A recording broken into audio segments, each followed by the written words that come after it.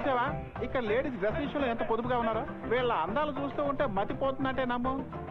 రే అదే నీకు పెళ్లి అయిపోయింది కదా, నువ్వెందుకు చూస్తున్నావు? రే నాకు పెళ్లి మాత్రమే జరిగింది రా, తక్కనివేవి జరగలేదు. ఊళ్ళో నా పిల్లని ఒంటరిగా వదిలేసి వచ్చేది అంటరా. ఊరికే ఎందుకురా ఏడుస్తావు?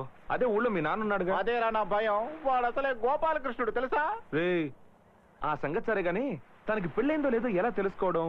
మెళ్ళ తాళి బొట్టు కూడా లేదు. ఒకవేళ వాళ్ళ ఆయన తాళి తాకట్టు పెట్టి తాగేసాడేమో. లేకపోతే ఏంటి బచ్చా, మనూరు అమ్మాయిలే పెళ్ళైన తర్వాత తాలిబొట్లు దాచిపెట్టి తిరుగుతున్నారు. ఇదేమో ఫారిన్ అయ్యే తాలిబొట్లు మెట్టెలు కనబడలేదంటే ఎట్లా? ఆ అమ్మాయికి పెళ్ళైందో లేదో తెలుసుకోవాలంటే ఒకే ఒక దారి ఉంది. ఏంటది? తిన్నగా వెళ్ళి ఆ అమ్మాయిని అడిగే. అవును కదా, కరెక్ట్. నేను అడుగుతాను. రే చంటి, సూపర్ ఐడియా ఇచ్చావురా. మామా చాలా సంతోషంగా ఉందిరా. అవునరా, పెళ్ళైన వాళ్ళని విడదీస్తే మీ నాన్నకు సంతోషం, పెళ్లి జరగాల్సిన అమ్మాయికి పెళ్లి చెడిపోతే నీకు సంతోషం. ఎందుకురా మా జీవితాలతో ఇలా ఆడుకుంటున్నారు? ఈ రోజు నుంచి మళ్ళీ స్టార్ట్ చేయబోతున్నాను ఏంటన్నా నా లవ్ ని. ఈ విషయం గనక మీ